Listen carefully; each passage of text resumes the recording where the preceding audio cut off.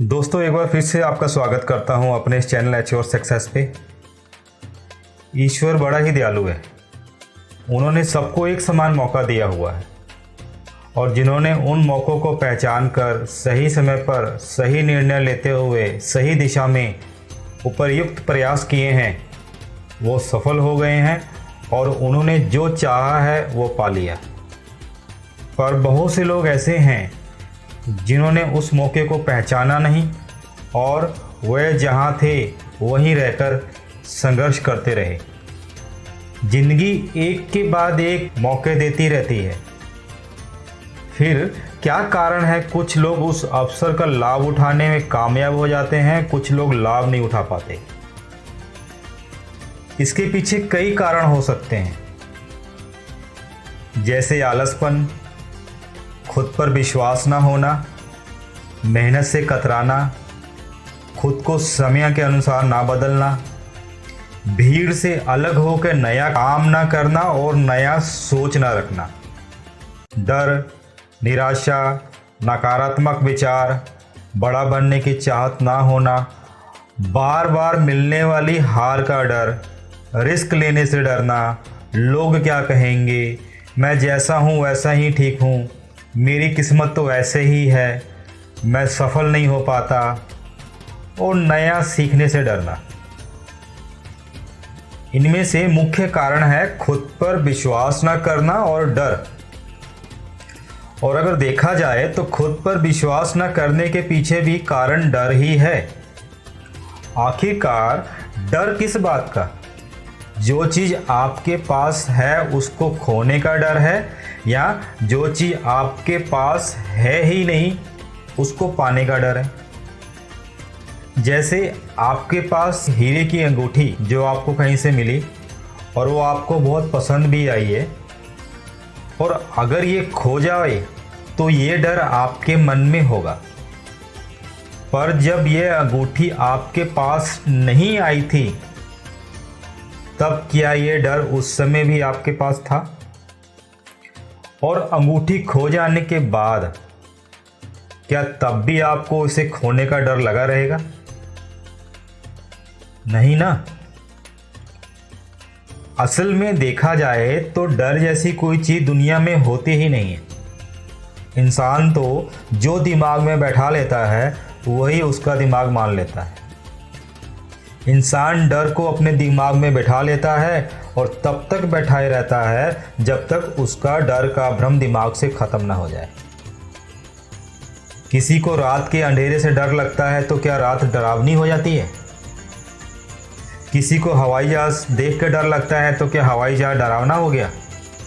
किसी को ऊंचाई देख कर डर लगता है। और कुछ लोग यहाँ पे ऐसे हैं जिनको नेटवर्क के माध्यम से टीम बनाने से डर लगता है। किसी को पढ़ने से डर लगता है, तो क्या पढ़ाई डरावनी हो गई? पर क्या कभी आपने सुना है या कोई एक भी व्यक्ति ऐसा सामने लाके मेरे खड़ा कर सकते हैं जिसको पैसा कमाने से डर लगता हो? पैसा कमाने से किसी को डर लगता है क्या? नहीं ना। शायद ही कोई ऐसा इंसान होगा। क्या कारण है इसके पीछे? इसके पीछे सबसे बड़ा कारण ये है कि पैसा सबको पसंद है। मेरे सवाल में ही जवाब है, पर यह जवाब आधा है, बाकी जो आधा जवाब आगे मिल रहा है आपको। मान लीजिए कुछ दिनों में आपका एक इंटरव्यू है और आपको महसूस हुआ कि इंटरव्यू जाने से पहले आप डर रहे हो। आप बेचैन हो गए, आपका मन विचारों के जंजाल में उलझ गया। आपके मन में लगातार विचार चल रहे हैं, लगातार सवाल आपको घेरे हुए हैं, जैसे इंटरव्यू में क्या होने वाला है, क्या सवाल पूछा जाएगा, कोई गलती हो गई तो। क्या ऐसे विचारों में उलझने से आप इंटरव्यू क्लियर कर जाओगे? डाउट हमेशा बना रहेगा। यहाँ पे करना क्या है? यहाँ पे आपको शांत बैठकर विचार करना है। आप किस चीज़ से डर रहे हो? और विचार करने के बाद आप पाओगे कि दरअसल आप उस वस्तु या व्यक्ति से डरते हो जिसको आप पसंद नहीं करते, जिसके बारे में आपको ज्ञान नहीं है। पैसा आप पसंद करते हो, इसलिए पैसे से डर नहीं लगता। इंटरव्यू की तैयारी सही तरीके से की नहीं है, उतनी नॉलेज अर्जित नहीं की है, इसलिए इंटरव्यू में डर लग रहा है। एक उदाहरण और देख लेते हैं।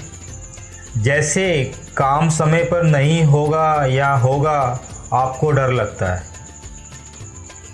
समय पर काम अगर पूरा नहीं हुआ तो बॉस की डांट पड़ेगी, और आपको बॉस की डांट से डर लगता है। आपको बैडमिंटन खेलने से डर लगता है। तो क्या बैडमिंटन डरावना होता है? नहीं। आपको बैडमिंटन के खेल के प्रति डर इसलिए है क्योंकि आपको हार जाने का डर है। यहाँ पे एक छोटी सी कहानी देख लेते हैं, उसके बाद आगे अपना विचार आगे रखेंगे। दोस्तों, एक बार बंदरों का सरदार और उसका बच्चा किसी बड़े पेड़ की डाली पर बैठा हुआ था, और बच्चा बोला, मुझे भूख लगी है, क्या आप मुझे खाना खाने के लिए कुछ पत्तियां दे सकते हो? इस पर बंदर मुस्कुराया और बोला, मैं तो दे सकता हूं, पर अच्छा होगा तुम खुद ही अपने लिए पत्तियां तोड़ लो। लेकिन मुझे अच्छी पत्तियों की पहचान नहीं है, बच्चा उदास होते हुए बोला। तो इस पर बंदर ने बोला, तुम्हारे पास एक विकल्प है। इस पेड़ को देखो, तुम चाहो तो नीचे की डालियों से पुरानी पत्तियां चुनकर खा सकते हो, और ऊपर की पत्तियां भी देख लो जो कि ताज़ी और नरम है, उसको तोड़ के भी खा सकते हो। बच्चा बोला, ये ठीक नहीं है, भला ये अच्छी अच्छी पत्तियां नीचे क्यों नहीं आ सकती ताकि सभी लोग आसानी से उन्हें खा सकें? यही तो बात है, अगर ये सबके पहुंच में होती तो उसकी उपलब्धता कहाँ हो पाती? उसके बढ़ने से पहले ही उन्हें तोड़कर खा लिया जाता, बंदर ने समझाया। लेकिन इतनी पतली डालियों पर चढ़ना खतरनाक हो सकता है, डाली टूट सकती है, मेरा पाँव फिसल सकता है, मैं नीचे गिरकर चोटिल हो सकता हूँ, बच्चे ने अपनी चिंता जताई। इस पर बंदर बोला, सुनो बेटा, एक बात हमेशा याद रखना, तुम अपने दिमाग में खतरे की जो तस्वीर बनाते हो, अक्सर खतरा उससे कहीं कम होता है। पर ऐसा हो तो हर एक बंदर उन डालियों से ताज़ी पत्तियां तोड़कर क्यों नहीं खाता? बच्चे ने पूछा। बंदर कुछ सोचकर बोला, क्योंकि ज़्यादातर बंदरों को डर कर जीने की आदत पड़ चुकी है। वह सड़ी गली पत्तियां खाकर उसकी शिकायत करना पसंद करते हैं, पर कभी खतरा उठाकर उसे पाने की कोशिश नहीं करते जो सचमुच पाना चाहते हैं। पर तुम ऐसा मत करना, ये जंगल तमाम संभावनाओं से भरा हुआ है। अपने डर को जीतो, जाओ ऐसी जिंदगी जियो जो तुम सचमुच में जीना चाहते हो। बच्चा समझ चुका था कि उसे क्या करना है। उसने तुरंत ही अपने डर को पीछे छोड़कर ताज़ी और नरम पत्तियों से अपनी भूख मिटाई। दोस्तों, अगर हम अपनी लाइफ में ध्यान से झांकें तो आपको भी पता चल जाएगा कि हमें कैसी पत्तियां खाने की आदत पड़ चुकी है, सड़ी गली पत्तियां या नई ताज़ा पत्तियां। हमें भी इस बात को समझना होगा कि दिमाग में खतरे की जो तस्वीर बनाते हैं, अक्सर खतरा उससे कहीं कम होता है।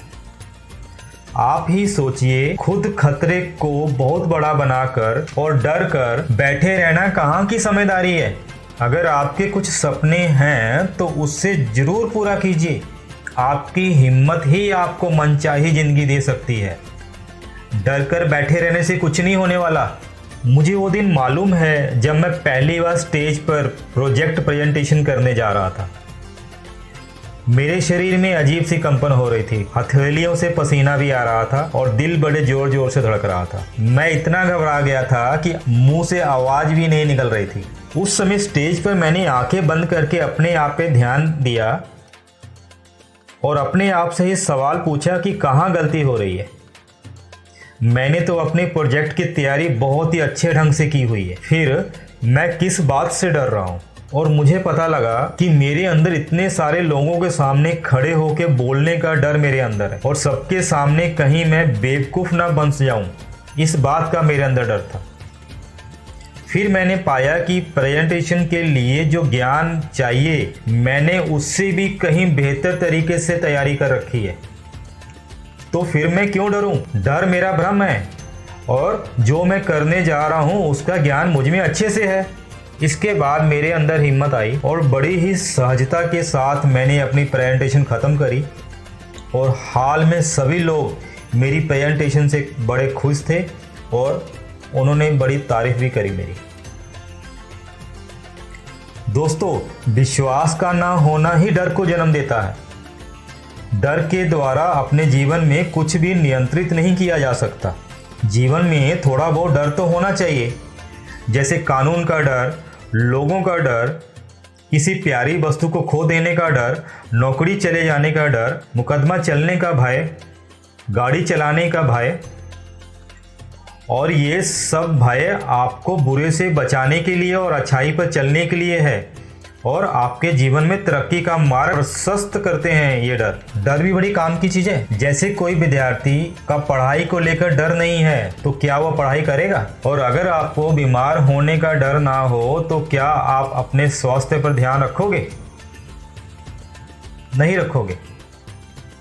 इसलिए समझदारी के साथ जीवन में थोड़े से डर का उपयोग जरूर करो, पर वो डर जो आपको जीवन में तरक्की ना दे पाए, जीवन के संघर्ष को अति संघर्षपूर्ण बना के रख दे, उस डर का क्या फायदा? अपने आप को पहचानो, अपनी नॉलेज बढ़ाओ, अपने आप को मजबूत करो और मनचाही जिंदगी जियो। आप हर सफलता हासिल कर सकते हो जो आप सोच सकते हो और उसके हकदार भी हो। दोस्तों, इसी के साथ आप अपने डर पे काबू करें, अपनी नॉलेज बढ़ाएं और खुद पर विश्वास करते हुए सुपर 360 में ईमानदारी से अपना काम करते रहें। यकीनन सफलता एक दिन आपके कदम चूमेगी और सुपर 360 में आपकी सफलता की कामना करते हुए धन्यवाद।